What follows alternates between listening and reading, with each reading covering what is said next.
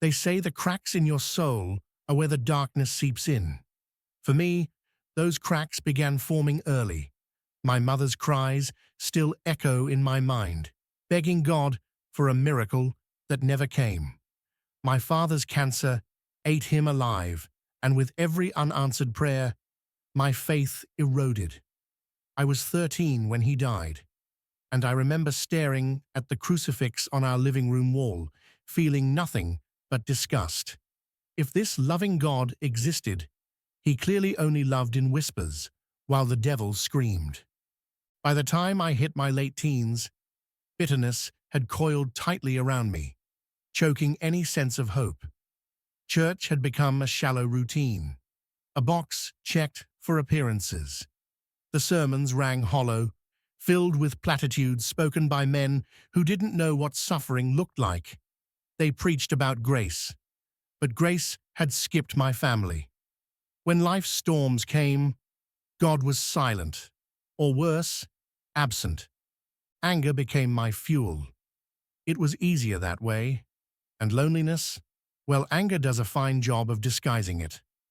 I started devouring books, Nietzsche, Crowley, anything that defied the soft, sterile rules of the church.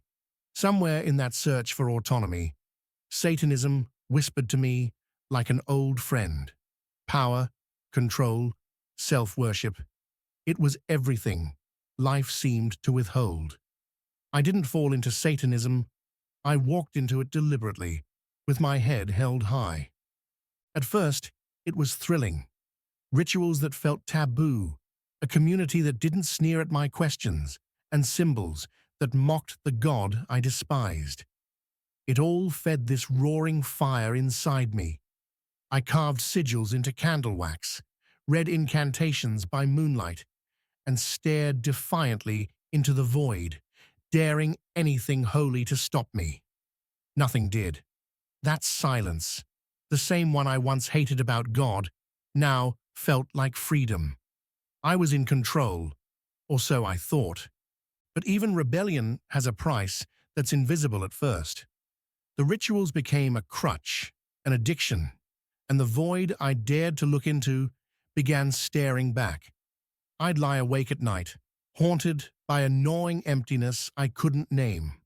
What I mistook for power smelled faintly of decay. Doubt lingered in the quiet moments, but I crushed it under defiance. I wasn't ready to admit it yet, but something vital in me was withering, and for all my chanting and invocations, I couldn't summon it back.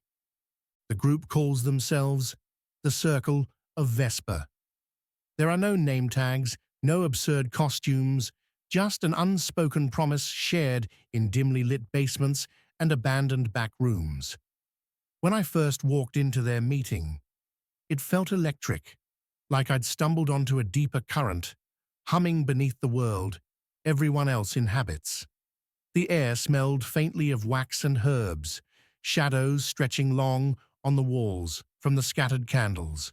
Masks made of iron and leather hung on the walls, staring like silent guardians of our rebellion. Here, I wasn't an outsider. They welcomed me without hesitation, each knowing nod reinforcing that I'd found my tribe. They taught me rituals more elaborate than the amateur dabbling I'd pieced together from books. There were chants whose syllables seemed to vibrate in some dark corner of my chest, sigils that supposedly tethered unseen forces to my will. The more I practiced, the more I felt something stir, but it was never the clarity I thought I'd find.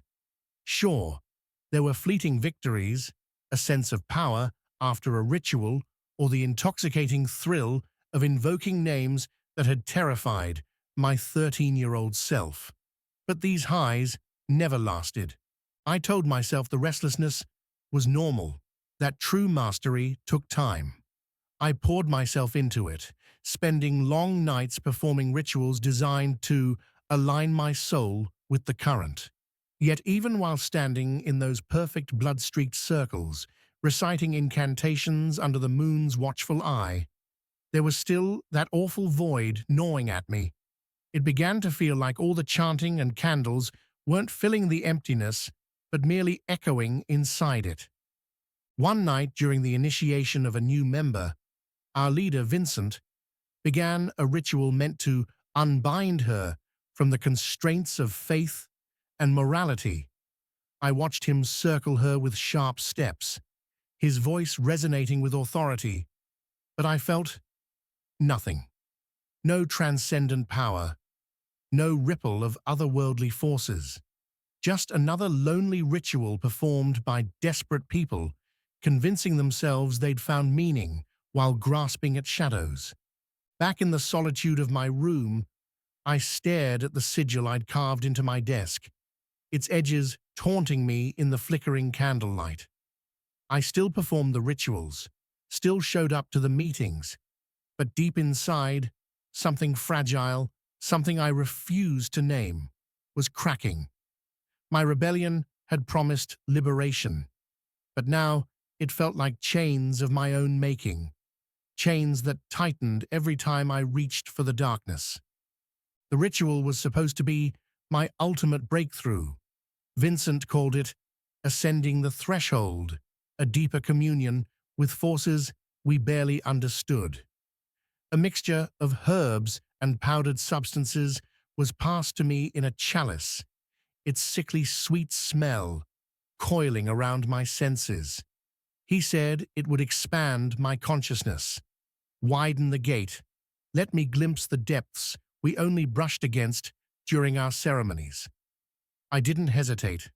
My longing to feel something, anything, drowned out the small voice inside, begging me to stop. The liquid burned as it slid down, and we began chanting, our voices rising and falling like waves crashing against unseen shores. At first, it was euphoric. My chest tightened, my heart racing as I closed my eyes and let the darkness take me. I felt weightless, as though I was floating just above the boundaries of my own body. My mind spiraled, images flickering like candle flames, symbols, faces I didn't recognize, shadows twisting into malformed shapes. Then came the cold. It crept slowly, an icy numbness starting in my fingertips and toes, slithering up my limbs. My heartbeat, a deafening roar only moments ago, began to falter, each beat weaker than the last. Panic swelled as my breaths grew shallow. I opened my eyes, but everything around me blurred, the candlelight smearing into smudges of orange and black.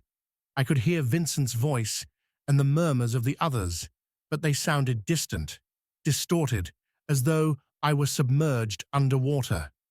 A sharp pain tore through my chest, and suddenly I was falling into myself, falling out of myself. It was impossible to tell. Fear gripped me like never before. For all my defiance, for all the times I stared into the void, daring it to consume me, I hadn't truly considered death. For the first time, I felt its weight, its finality. I thought I was in control. I wasn't. The last thing I saw before darkness stole me was Vincent's face, impassive, hollow, and then silence, total silence. But it wasn't an end, only a terrifying beginning. A creeping awareness returned, and the void opened its maw, pulling me into a place where the darkness wasn't just empty. It was alive, waiting. The darkness consumed me, vast and infinite, swallowing my awareness. At first, it was quiet, a deafening, hollow stillness. No sound, no direction, just pure nothingness pressing down like an unseen weight. I tried to move, to gather my senses, but I had no body, no form. I was stripped bare, nothing but consciousness, floating as if untethered, like a speck of dust, lost in a black void. Panic surged through me, cold and relentless. Was this it? Was this death? Then the whispers began. They weren't voices in the traditional sense. They were vibrations, disjointed, gnawing at the edges of my mind. Each one was laced with regret, countless murmurs of despair, pleading and screaming all at once. Some called names, others begged for escape. One word, over and over, clawed its way into my thoughts. Why? The whispers multiplied, louder, more invasive, as if countless souls were trapped alongside me, a raging cacophony of anguish. I wasn't alone. I knew. I wasn't alone. The void began to shift. Shadows formed within the blackness, slithering shapes that moved unnaturally just beyond the edge of sight. The whispers coalesced into recognizable tones, mocking, jeering, and accusing. Words I'd spoken in defiance. The blasphemies I'd scrawled and chanted boomeranged back into my consciousness. Each one struck with brutal clarity, etched into the darkness around me. "You thought you were in control?" they taunted. "You thought you chose this." I realized, with gut-wrenching terror, that this wasn't emptiness. This was a place, a realm. And unlike the rituals that felt hollow, sterile, and theatrical, this was visceral, alive. The malicious presence surrounding me pressed closer, suffocating. Every sigil I had carved felt worthless here, like a crude joke played on me by forces I couldn't comprehend. Then I saw them, eyes, thousands of them. They opened all at once, brilliant and piercing, etched into the shadows like windows to the horrors they promised. Each one turned toward me, fixating, pulling me deeper into their gaze. A long, wretched scream tore through the void, not external, but from within me. I wasn't falling anymore. I was sinking, being dragged. And for the first time in years, I prayed, not to defy, not in anger, but in gut-twisting desperation. The void responded. It laughed. The presence of the void became unbearable. It clung to me like a second skin, the overwhelming darkness saturated with malice. Whispers gathered strength, growing louder until they became screams, wails of accusation, commands to despair. "This is what you sought," they hissed. The air, or what passed for it, grew heavier, suffocating. Every breath felt stolen, every moment an eternity. And then I saw them. They emerged from the shadows, faces distorted in agony, writhing in silence as if crying for a mercy none would grant. Their eyes, hollow and accusing, fixed on me, and I knew this was where rebellion led. Not liberation, but torment. Not freedom, but chains more unyielding than any god I'd cursed. Among them came shapes, dreadful in form, yet disturbingly familiar. These weren't demons from some medieval imagining. They were the very symbols I had drawn, the entities I had invoked. Twisted, hideous beings formed from centuries of lies, shimmering with a malevolent energy that reeked of deceit. They laughed, a guttural, awful sound that echoed through me. "You wanted power, Darren," one sneered, its voice low and soul-rending. "You thought you commanded us, that we served you. Foolish boy, we let you borrow a leash, and now it rests around your neck. Your pride brought you here. How delicious." Each word felt like knives dragging against everything I was.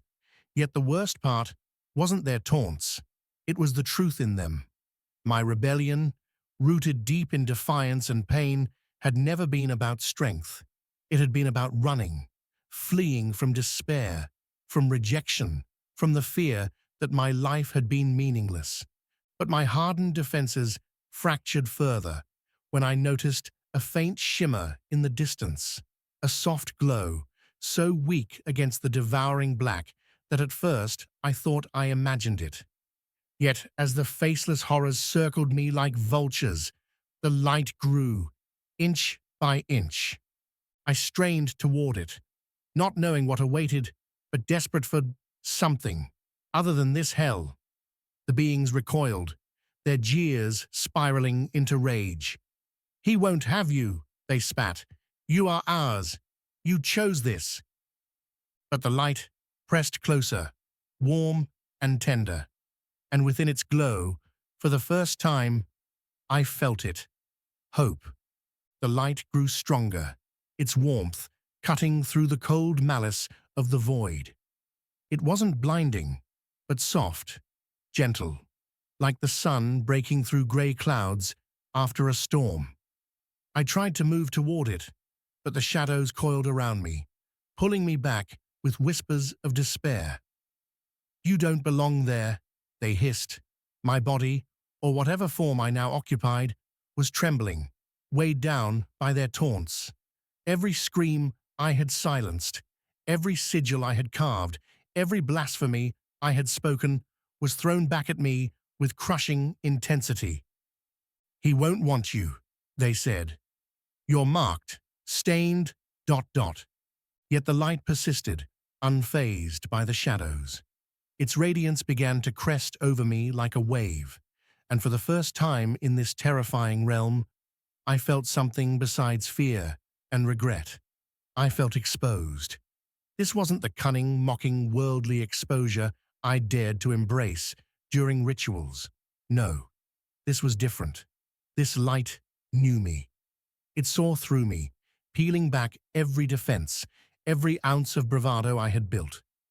And rather than judgment, what I felt in its presence was sorrow. Sorrow for the weight I had carried, the pain I had marinated in, and for how long I had run. The shadows hissed and thrashed as the light pressed closer. And then, amid the glow, I saw him. He didn't appear as an overwhelming figure of grandeur or something untouchable. He stepped forward, clothed in simple humility and radiating love so pure it was unbearable. Jesus. I wanted to run, to shrink away. My chest burned with shame. How could he look at me with love when all I had done was spit at his name, curse his followers, and mock everything he stood for? How could anyone love this version of me? I crumpled before him, trembling. "I don't deserve this," I whispered, my voice breaking under the weight of my own guilt. The words tasted like poison, but they were the truest I'd ever spoken. And then he spoke, not with condemnation, but with a tenderness that shattered me. "You were lost, Darren, but I never stopped searching for you. You are still mine." I wept. For the first time in years, I let myself break completely. The shadows fell away.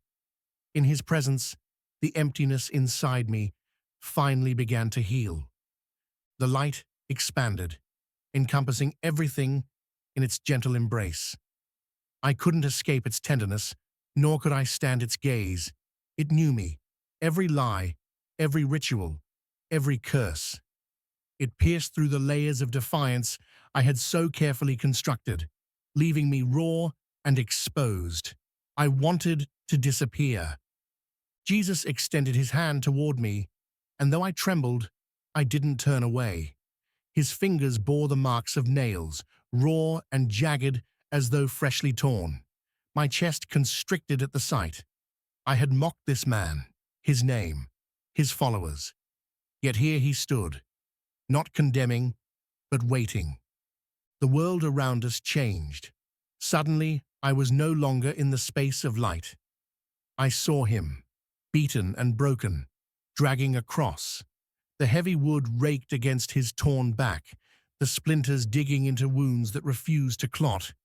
His steps faltered under the weight, and I felt it, every ounce of torment pressing against my own soul. I saw Roman soldiers spit on him, crowds screaming for his blood, and still he walked, stumbling toward a hill crowned with horror. The path twisted with agony, each step heavier than the last. My stomach churned as I watched them drive nails through his trembling hands, the metal rings of hammer strikes vibrating through my core. "This was for you," he said, his voice echoing without accusation. I pleaded silently for the vision to stop, but it only deepened. The weight of the cross was nothing compared to what I saw next. My sins, my mockery, pride, rituals, and rebellion stabbed into his side like a spear. Each sin, a shard of my soul, placed there by my hand. Tears blurred my vision. "Stop! Stop!" I screamed, collapsing. I couldn't bear it. "I don't deserve what you've done." He turned to me, his face still etched with pain, but his eyes, they held no hatred, only love. "I knew everything about you," he said, "even the things you've hidden deep. And still, I chose the cross." I crumpled to the ground, sobbing. Years of bitterness and rebellion shattered.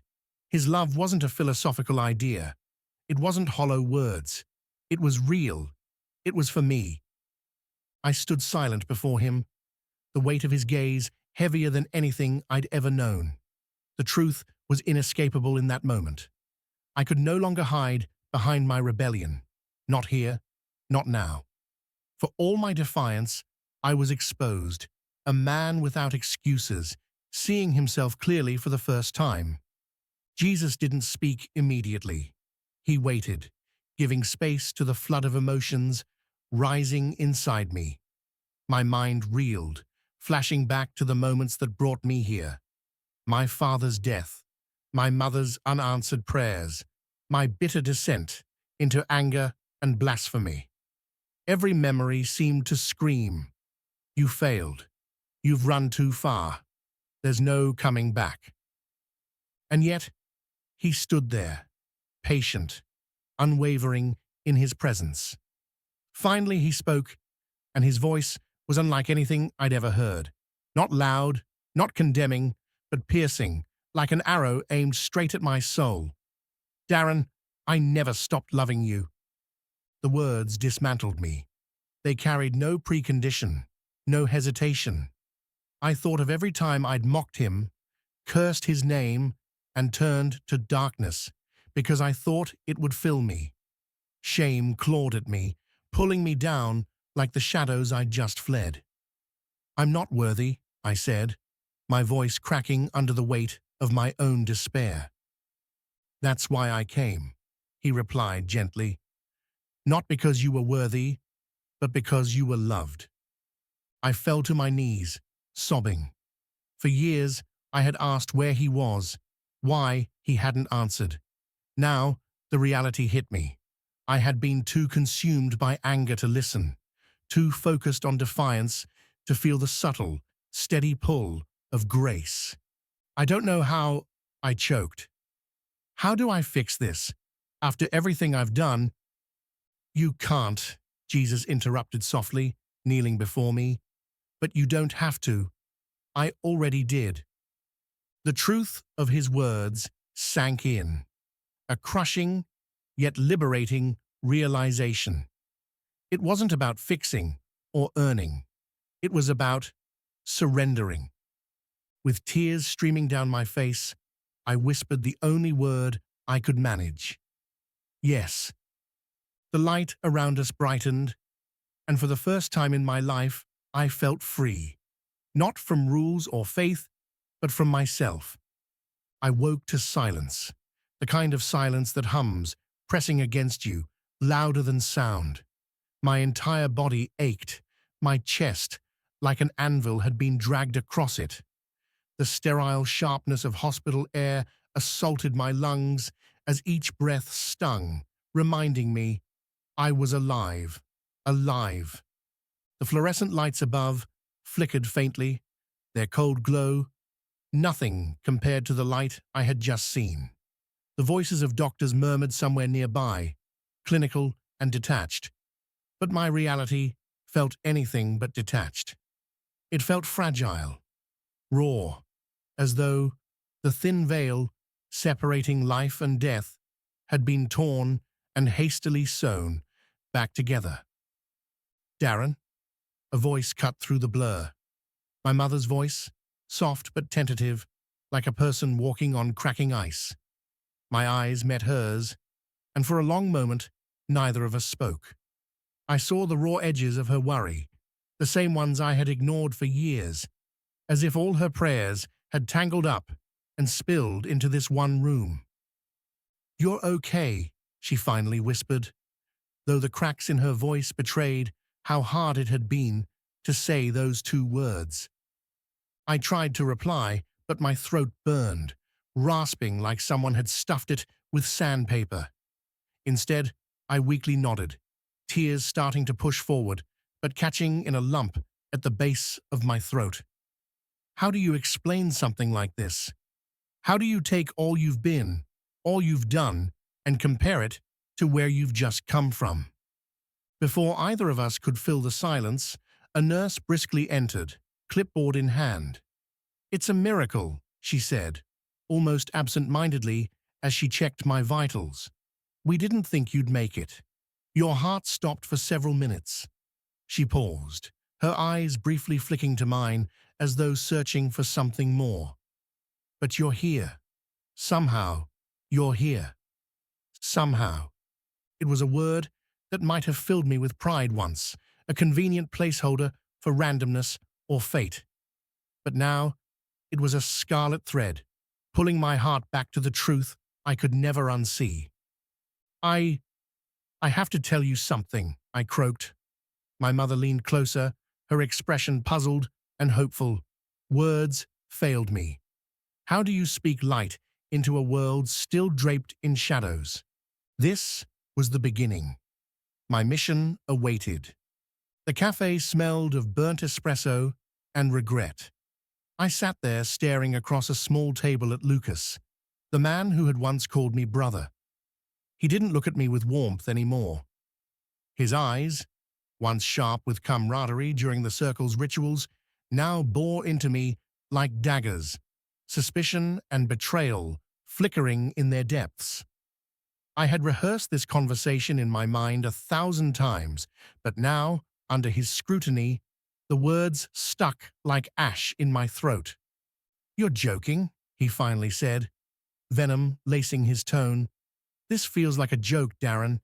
Tell me it's some elaborate con." He forced a sardonic grin, but I could see his hands trembling on the table. "It's not a joke," I said softly, feeling the weight of every syllable. "I saw him, Lucas. I met Jesus."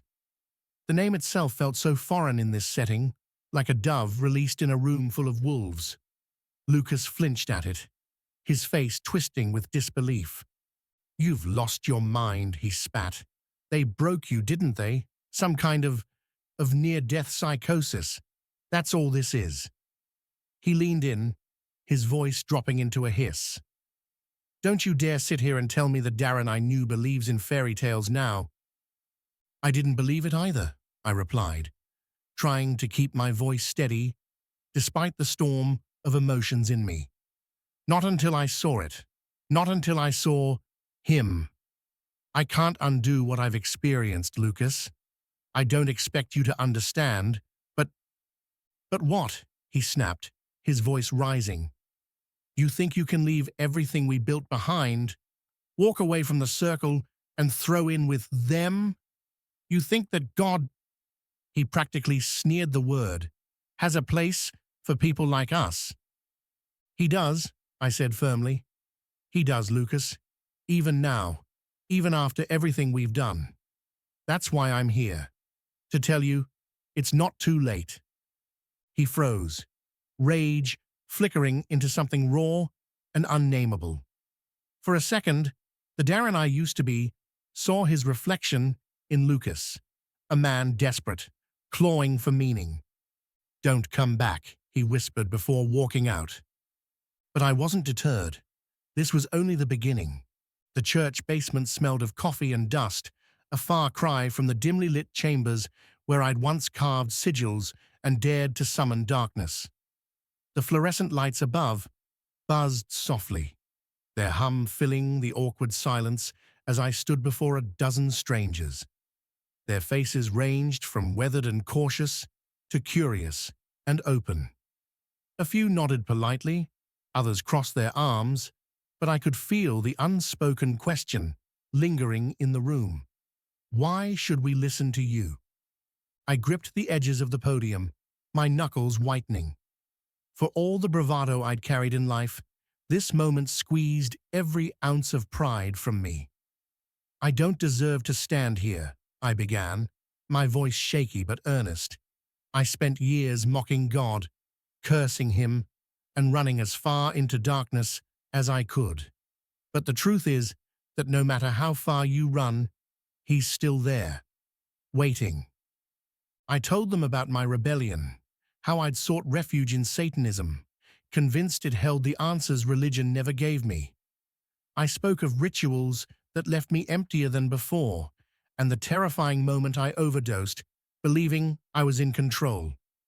I wasn't, I admitted, my throat tightening, memories of the void clawing at me.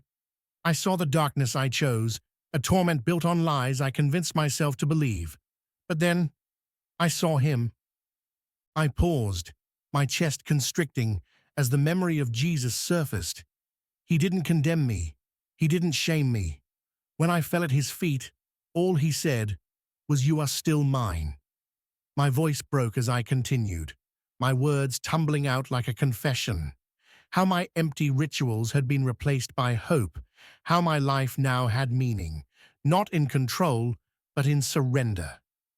Tears blurred my vision as I looked at them, fellow sinners, seekers, skeptics, like I once was.